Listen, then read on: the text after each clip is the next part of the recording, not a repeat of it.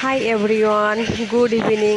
তো দেখো, এই ভিডিওগুলো আমি আপলোড করে রেখেছিলাম, তো সময়ের অভাবে এডিট করতে পারিনি, তো তোমাদেরকে শেয়ার করাও হয়নি। না মানে কিছুটা হয়তো শেয়ার করেছিলাম, আমি ঠিক করতে পারছি না। তো ভাবলাম যে তাহলে আমি একটু ডিটেলসে শেয়ার করি, তো তাই জন্য আবার করলাম।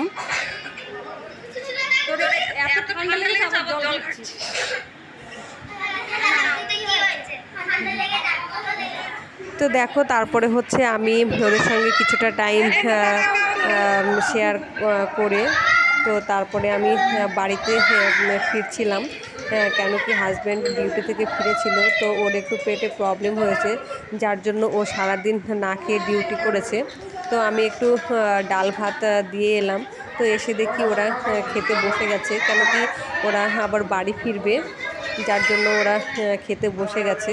তো যাই হোক, তো আমি হচ্ছে বসে বসে ভিডিও করছিলাম, আর আমার বোন হচ্ছে খেতে দিচ্ছিল।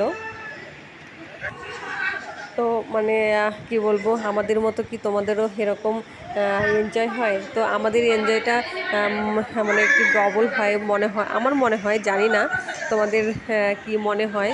কেন কি আমার আমার ঘরে গেস্ট এলে আমার বোন আসে, আর বোনের ঘরে গেস্ট এলে আমি যাই, তো এই জন্যই মনে হয় যে আমাদের এনজয়টা ডবল হয়।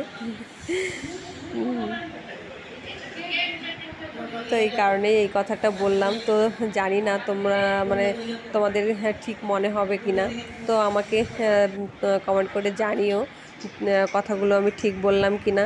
তো দেখো, ফাইনালি ওদের খাওয়া দাওয়া শেষ হলো, তো তারপরে হচ্ছে খাওয়া দাওয়া করছে আমার বোনের যা, অনুশ্রীর পিসিমা আর কি, আর হচ্ছে ওর শাশুড়ি মা, আর হচ্ছে শ্বশুর, আর আমার বোনের ভাসুর।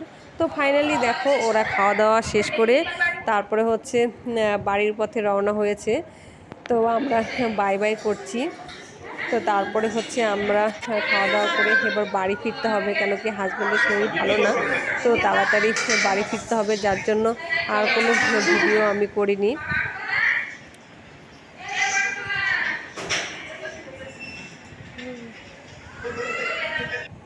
তো দেখো, বাড়িতে এসে সেই এক ভয়ঙ্কর কাণ্ড।